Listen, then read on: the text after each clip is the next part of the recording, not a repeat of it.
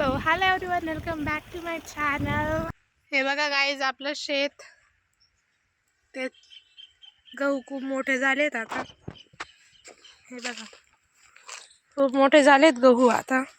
आणि इथं झेंडूचं फूल, तिकडे शेत, आणि हे आपलं मंदिर. हे बघा,